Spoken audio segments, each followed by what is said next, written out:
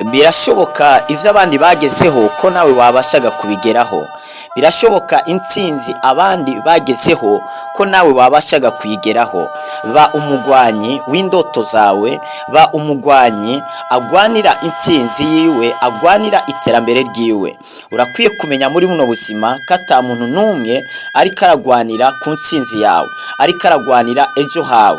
Urakwiye kumenya ko muri ino si buri muntu wese agwanira iterambere ryiwe, agwanira intsinzi yiwe. Nawe ukwiriye kuba umugwanyi, ukwiriye kuba mu ntambara, ukagwanira iterambere ryawe, ukagwanira indoto zawe. Atari uko indoto zawe zizahinduka ubusa, atari uko ejo hawe harashobora kuba amarira, ejo hawe harashobora kuba ibibazo. Ariko muri kino kiganiro haracyariho ivyizigiro. Tugiye kuvuganaho ibintu umunani vyakugeza ku ntsinzi yawe. Hari ibintu umunani, hari intambuko umunani zakugeza ku ntsinzi yawe. Intambuko ya mbere ni ukugira iyerekwa, vision, kugira iyerekwa. Kubera ko umuntu atagira iyerekwa, umuntu atagira vision, aja ahariho hose. Umuntu atagira iyerekwa agendana n'abafise iyerekwa. Ariko umuntu afise iyerekwa, umuntu afise iyerekwa ashobora kugenda wenyene, akagendana n'abantu bashobora kumufasha kuzuza iyerekwa rigiwiwe. Uzi icyo arondera ntabwo atwara icyo abonye, ariko umuntu azi icyo arondera aragiharanira, arakigwanira mpaka ari uko akigeseho. Ni ukugira rero iyerekwa, kugira vision, kugira ibintu ushaka kugeraho mu buzima, kugira intumbero mu buzima y'ibintu ushaka kugeraho. Iyerekwa ni iki cyangwa vision ni iki? Ni cya kintu ubona wugaye amaso, hamugakora ku buryo icyo kintu kigeraho wuguruye amaso. Ni byiza rero kugenda utabona iyo uri kuraja, ariko ukagenda uzi iyo uri kuraja. Abantu rero bafise iyerekwa baba bagenda batabona iyo bariko baraja, ariko bakagenda bazi iyo bariko baraja. Umuntu w'umunyabwenge iyo anyuze ahantu hari ikiziba ntabwo asubira inyuma, ntabwo agihonyoramo, ahubwo ararondera utubuye agashira muri ico kiziba, akagenda arahonyorako maze akisanga yageze hariya hakurya.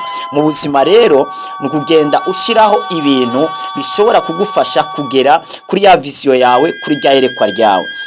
Icya kabiri ni ugukora ikintu cyakugeza ku ndoto zawe.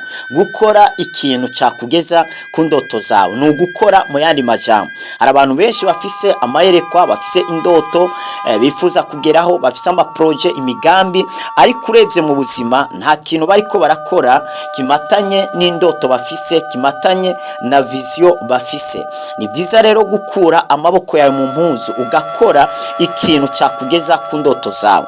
Ndaza abantu benshi bahevye n'ubuzi, ariko bemera kuja gutangira business zabo, bemera gutangirira hasi baronka udufaranga duke, ariko byarangiye bageze kuco bifuza, byarangiye bageze ku ndoto zabo. Ni byiza rero gukora ikintu cyagufasha kugera ku ndoto zawe. Hari abandi bantu baguma bahagaze ku mashure, baguma bahagaze ku miryango yabo, izabafasha, inshuti zabo zizabafasha. Menya ko ata muntu n'umwe afise uruhara mu ndoto zawe, muri vision yawe. Ni wewe ubwawe ukwiriye gukora kugira ngo bashe kugera kuco wewe wifuza kugeraho. Icya gatatu ni ukugendana n'abageze aho wifuza kugera. Urakeneye kugera kure, ariko gendana n'abantu bahageze. Ahantu ugomba kugera hari abandi bantu bamaze kuhagera. Ibyo ushaka kugeramo hari ababigezemo. Rero ni byiza iyo warose ibakwe iryo guhura nabo cyangwa kugendana nabo, urakwiriye kugendana n'abantu bageze aho wifuza kugera, aho bazagufasha kuguha icyumviro, aho bazagufasha kukuba icyitegererezo cyo kugera nawe kuvyo bagezeho. Iyo ugendana n'abanyabwenge nawe ugira ubwenge, ariko ugendana n'ibijuju nawe uba ikijuju. Nugendana n'abakene nawe uba umukene, nugendana n'abanyantege nke nawe uzaba umunyantege nke. Nugendana n'ibisuma bitanu witege kuba umusumwa wa gatandatu, nugendana n'abaraya batatu witege kuba indaya ya kane. Ni byiza rero kugendana n'abantu bafise ikintu wifuza canke bageze aho wifuza kugera. Icya kane icya kane kiravuga ngo to do one thing, ni ugukora ikintu kimwe. To do one thing ni ugukora ikintu kimwe, gushyira imbaraga ku kintu kimwe. Hari abantu baguma bakora ibintu bitandukanye, kimujyeho cyose aragikoze, hariya bahamagaje akazi abagiyeyo, abaretse karya, abagiye muri kariya, ntabwo azi gukora ikintu kimwe. Ariko abantu bafite vision, bafite iyerekwa, bafite indoto, ntabwo bakora ibyo ari byo byose, ntabwo bakora ibintu byinshi hamwe, oya, ahubwo bashyira imbaraga ku kintu kimwe.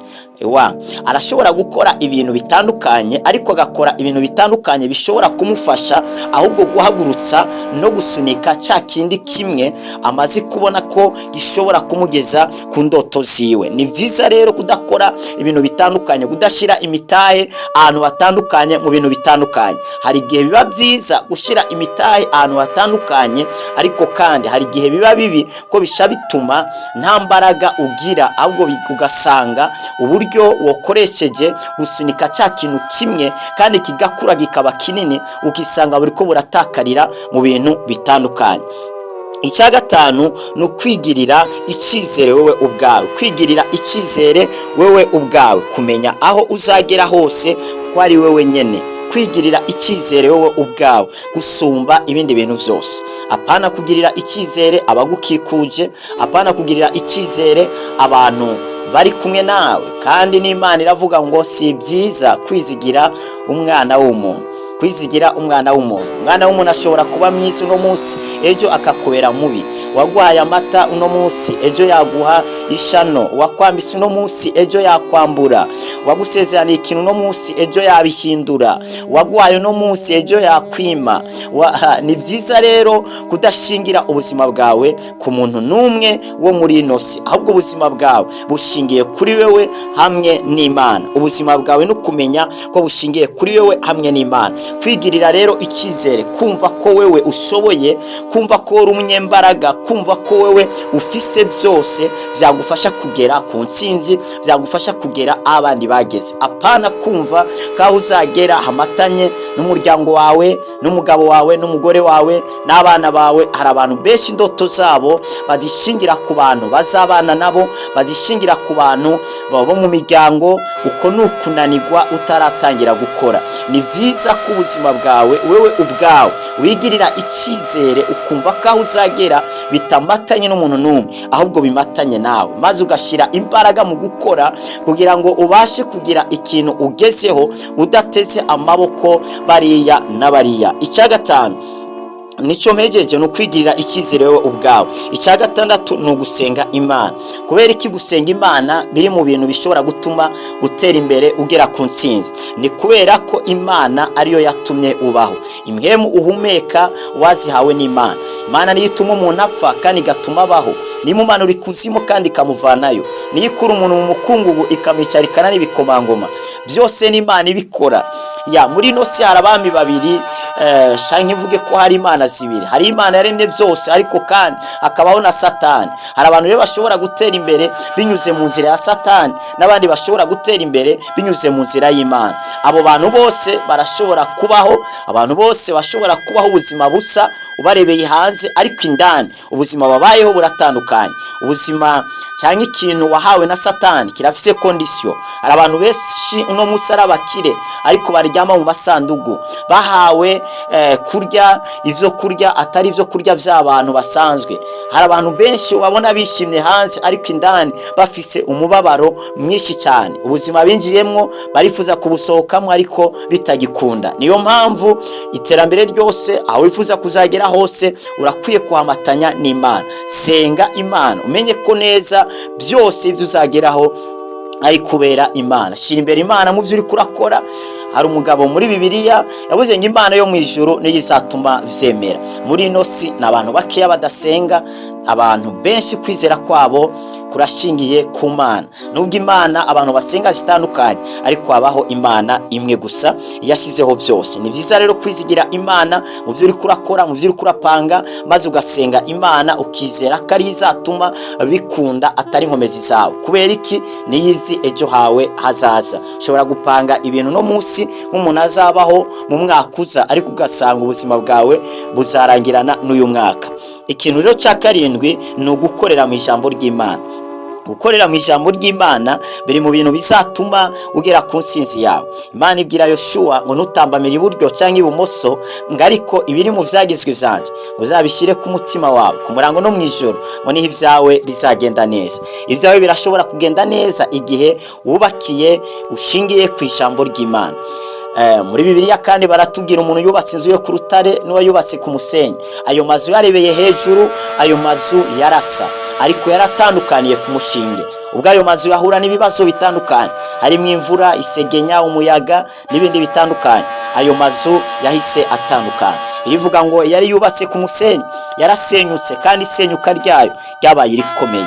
Ariko wayubatse ku rutare, Bibiri tushingira intahe ko yagumye ihagaze. Uwo ni umuntu yubakira ku ijambo ry'Imana. Uwo ni umuntu yumva ijambo akarikora akarishyira mu ngiro. Kubera ijambo ry'Imana ni Imana ubwayo, kandi Imana iri nyuma y'ijambo ryayo kugira ngo irishitse. Igihe rero ibintu ukoze uvyubakiye ku ijambo ry'Imana, menya ko ata kintu na kimwe kizabinyiganza. Ko benshi muri ino si bubakira ku miti, bubakira ku bintu bitandukanye, ariko ni ubakira ku ijambo ry'Imana, ibintu byawe bizakomera. Icyamunani arico ndangirijeho ni ukwemera gusonza.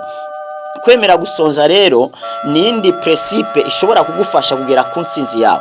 Kwemera gusonza, ikintu cyo kwemera gusonza harimo no guca bugufi, harimo no kubumbwa n'ivyo ufise. Muri kino principe y'umunani kwemera gusonza, hari abantu rero batemera gusonza. Iyo rero utemera gusonza no kuvuga ngo ni babandi ibibajeho byose baca barya, baca baja mu birori. Amafaranga kujeho yose sayo kurya, hari ayo kubika kubw'umugambi ufise, kubwa vision ufise. Amafaranga yose urose ntabwo ari rasiyo wahawe, oya. Amafaranga ibintu byose bikujeho. Umuntu akubwiye ngo akira amahera y'ifanta, ari umuntu umwe yigeze kumbwira yahuye n'umugenzi amuha ifanta, amubwira ngo uraza ndaguha ifanta nakwemereye, amukubita ifanta ya 500,000.